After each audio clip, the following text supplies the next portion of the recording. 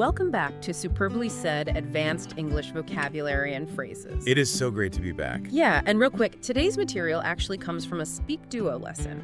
You can go to SpeakDuo.com to meet new people from around the world who are practicing English on video calls to become more confident with their speaking abilities. Which is such an incredible tool, by the way. It really is. So, since this is for advanced English learners, we're basically bypassing the shallow end completely today. We are jumping right into our first phrase. Right, and we're starting by looking at phrases used to describe how people navigate the workplace. Yeah. Right? Rules, effort, all of that. Exactly.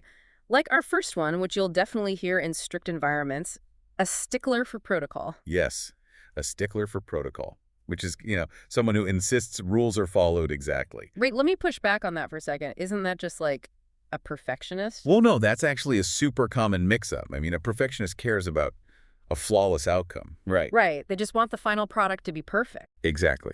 But a stickler for protocol is entirely obsessed with the process. They just want the rules followed, even if it totally slows everything down or ruins the outcome. Oh, wow. Yeah. Like, I'm thinking of a past manager. You'd say, our new manager is a stickler for protocol, so meetings always start exactly on time. Yeah, even if half the team is still struggling with their video connections. Exactly. Or, for an IELTS Part 2 response, you could describe a first job where you had to be a stickler for protocol, carefully following every single safety step. Right, which scores huge points because it sets the scene perfectly. Yeah. But then, what happens when someone decides those rules just don't apply to them? Oh, that brings us to flouting, which means openly disobeying or showing contempt for rules. Yeah. And I feel like people confuse this one a lot, too. Well, yeah, because is flouting just a slightly fancier way of saying someone is ignoring a rule? Not quite. I mean, ignoring is totally passive, right? Like you just didn't see the safety sign. Yeah, that happens. Right, but flouting is active, it's arrogant, it shows open contempt. Oh, so it's the attitude behind it. Exactly. Like coworkers flouting the safety rules by intentionally working without their proper gear right in front of the boss. Wow, okay. Or like flouting the office dress code by showing up in, I don't know, really casual clothes to a formal office. Yeah, just to show they don't care. Yeah. Now, on the flip side of that, what about making an extraordinary effort? That's when you'd say you moved heaven and earth. Moved heaven and earth. I love the visual of that. But I mean, is that just a dramatic way of saying I worked really hard? Well, working hard is the baseline, Moving heaven and earth implies overcoming massive, almost impossible obstacles. Right, so it's not for answering a bunch of emails. No, definitely not. It's like telling your boss you moved heaven and earth to finish the project before the deadline. Exactly. Or for an IELTS example, you moved heaven and earth to help a friend move into a new apartment. Oh, man, moving is the worst. It really is. Okay, so what about when you just have to exert effort because, well, it's just annoying reality? That's where we use this wonderfully practical phrase, needs must. It means doing unpleasant things simply because circumstances demand it. Is that sort of like giving up, like throwing in the towel? No, not at all. Giving up is surrendering. Needs must is just a pragmatic acceptance. You're annoyed, but you're getting it done. Ah, okay, so like a colleague noting the store closed early, so needs must, we cooked with what we had. Exactly. Or taking a really long, unpleasant bus ride home because your car broke down. Needs must. You just accept the friction. I like that. Okay, let's transition from how people handle rules to how they handle each other. Oh, this is the juicy stuff. Character flaws and social transgressions. Right. And a brilliant starting point is the word bounder, a dishonorable person who behaves rudely or unfairly. Yes, bounder. Wait, I have to ask, is bounder really anything more than an old-fashioned word for a jerk? It actually is. I mean, a jerk is just broadly annoying, right? Anyone can be a jerk in traffic. But a bounder is highly specific. It implies someone who lacks class and takes unfair advantage of social trust. Oh, I see. Much sneakier. Yeah, like a workplace scenario where someone acted like a bounder by lying about promises. Or taking credit for other people's work behind their backs. Exactly. They abused the trust, which leads right into being deceitful, intentionally misleading in speech or actions. Right, but wait, doesn't that just mean lying? Well, lying is usually a specific spoken thing, like one sentence. Being deceitful is much broader. Oh, so it's more of a pattern. Right. It encompasses your actions, hiding truths, or creating false impressions over a long period of time. So it's not just a single fib. It's like a colleague who is deceitful about their skills or qualifications on a job application. Yes, crafting a whole false persona. And when that selfishness infects a whole group, you get our next phrase, devil take the hindmost. Devil take the hindmost. A selfish attitude where the slowest or weakest suffer? That sounds a lot like every man for himself. It's similar, but devil take the hindmost highlights a really cruel apathy toward those who are left behind. Like intentionally throwing someone to the wolves. Basically, yeah. Man, that's incredibly dark. Like a hyper-competitive workplace or group project where members adopted this attitude just to win, leaving everyone else behind. Exactly. It paints a very specific picture. And in spaces like that, you often see a breach of promise, breaking a solemn pledge, or binding agreement. Adding the word breach makes it sound so heavy. Why not just say breaking a promise? Because breach gives it an almost legal or contractual weight. It shows deep structural betrayal. Oh, wow. Like a colleague who completely failed to deliver agreed work on time. Right. Or a close friend who canceled repeatedly when you really needed them. It destroys the relationship. It really does. Okay, let's step even deeper into the dark side here. We're talking severe ethical and legal transgressions, starting with malice aforethought. A deliberate, premeditated intention to cause harm. I mean, that sounds straight out of a true crime show, but is it really different than just doing something intentionally? It's way heavier. Doing something intentionally could be, spur of the moment. You get mad, you break something. Right, lack of control. Exactly. But malice aforethought requires deep planning, cold calculation. So it's the premeditation that makes it terrifying. Yes. So like discussing a news story and questioning if a disaster was an accident or actual malice aforethought. Right. Did they plan to do it? Or, in an IELTS question, you could describe a mystery novel villain who acted with malice aforethought. Right. And if someone helped that villain, they'd be our next word, right? An accessory, helping commit a crime without directly participating. Exactly. And people always confuse accessory with accomplice. I do that all the time. What is the difference? An accomplice does the crime with you. They're inside the bank robbing it. An accessory just helps from the periphery. Oh, okay. Like hiding the evidence. Exactly.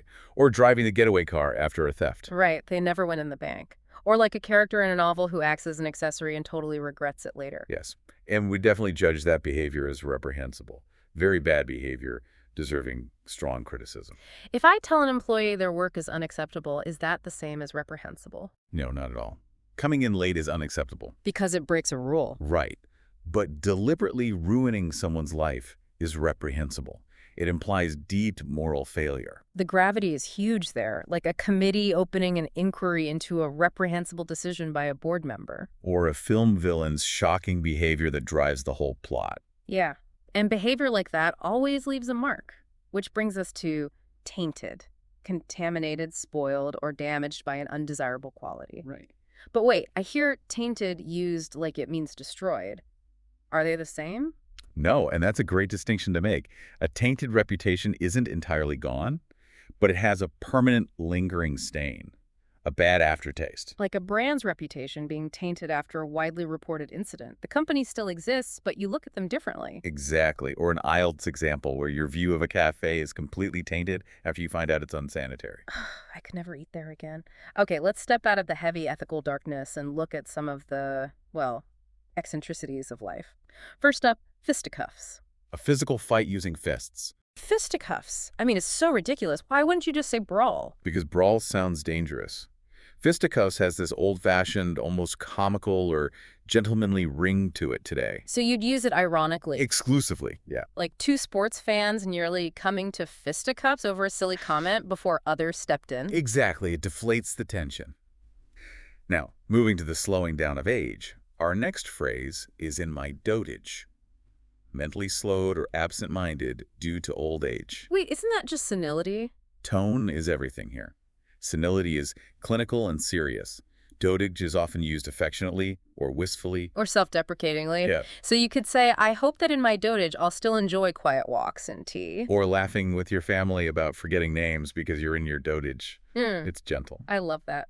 Okay, our last word before the quiz is vagrant. A person without a settled home who wanders. Right. And how does that differ from homeless? Well, homeless focuses on the lack of a house, right? Yeah. The physical structure. Exactly. Yeah. Vagrant emphasizes the constant wandering from place to place, the nomadic lifestyle. Oh, I see. Like a shelter helping a vagrant near the station who just arrived in town. Or an IELTS story about meeting a vagrant while traveling who shared really interesting life stories from the road. Perfect. Well, we've unpacked a ton today, and now it is time to test your ear for advanced vocabulary context. We are going to read 8 questions. Right. And for each question, we'll read the prompt and then option A, option B, and option C clearly. And feel free to pause the podcast here if you need to think about the answer. All right, question 1. Which sentence uses the idiomatic phrase stickler for protocol correctly based on context? Option A. As the department's compliance officer, he was a stickler for protocol and required every single document to be signed in triplicate. Option B.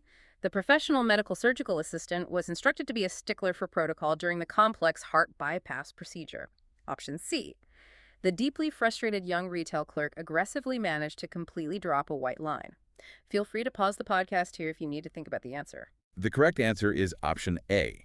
A compliance officer demanding signatures in triplicate is absolutely a stickler for protocol, just like our example of the manager who was a stickler for protocol and made meetings start on the exact second.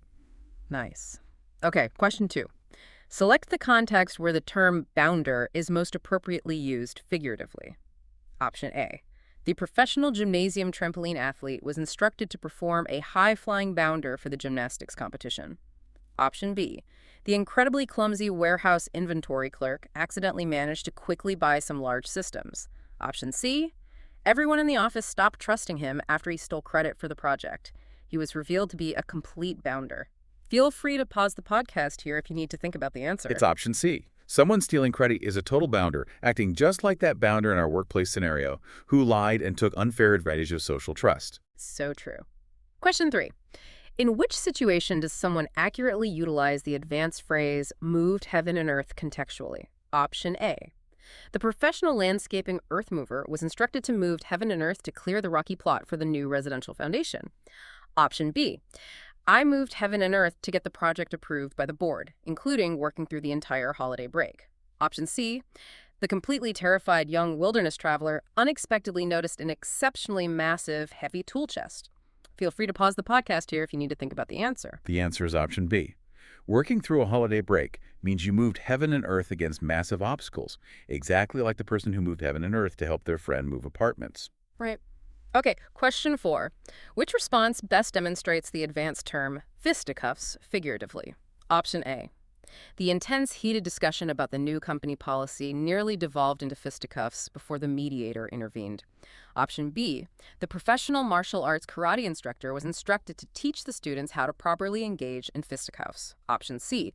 The incredibly clumsy warehouse inventory clerk accidentally managed to quickly catch that white balance. Feel free to pause the podcast here if you need to think about the answer. The correct choice is option A. A policy discussion nearly devolving into fisticuffs is a great ironic use of fisticuffs, just like those sports fans who nearly came to fisticuffs over comment. Yeah, that deflates the tension. All right, question 5. How would a professional accurately use the term flouting contextually? Option A. The professional deep-sea fishing vessel captain was instructed to prevent the crew from flouting the illegal catch limitations. Option B. The completely confused amateur theater group unexpectedly decided to proudly paint a clean frame. Option C.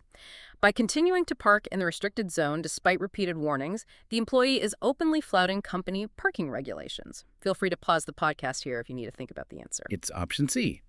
Parking in a restricted zone despite warnings is blatantly flouting the rules, showing the same open contempt as coworkers flouting the office dress code by wearing casual clothes. Exactly. Question 6. Which scenario perfectly illustrates the meaning of the term reprehensible contextually? Option A. The professional art gallery critic was instructed to describe the reprehensible painting techniques shown in the exhibition.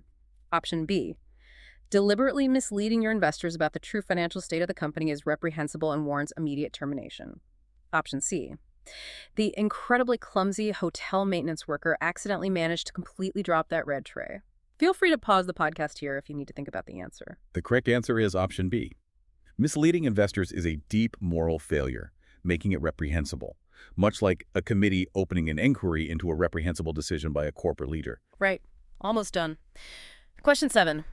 Which sentence accurately utilizes the advanced term accessory contextually? Option A. Although she didn't commit the actual theft, she was charged as an accessory for driving the getaway vehicle during the robbery. Option B. The professional fashion model was instructed to select the perfect accessory to match the evening gown for the runway. Option C. The deeply confused young kitchen assistant accidentally managed to quickly slice a fresh piece of accessory. Feel free to pause the podcast here if you need to think about the answer. Option A is correct. Driving the getaway car strictly makes someone an accessory because an accessory helps without directly participating, just like a character in a novel acting as an accessory. All right, the final one, question 8. Which of the following statements correctly uses the term tainted figuratively?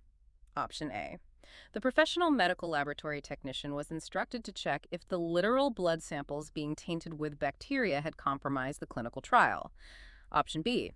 The incredibly confused artificial intelligence algorithm accidentally managed to proudly compile a completely tainted dataset of purely fictional recipes. Option C. The coffee shop's public image was permanently tainted after the widely reported incident of unsanitary kitchen conditions went viral. Feel free to pause the podcast here if you need to think about the answer. The figurative use is option C.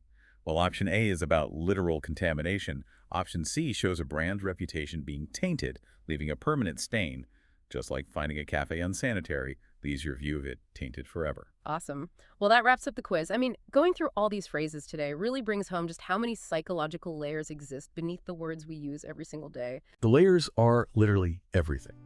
And I'll just leave you with this final thought as you step back into your week. Language isn't just about memorizing dictionary definitions.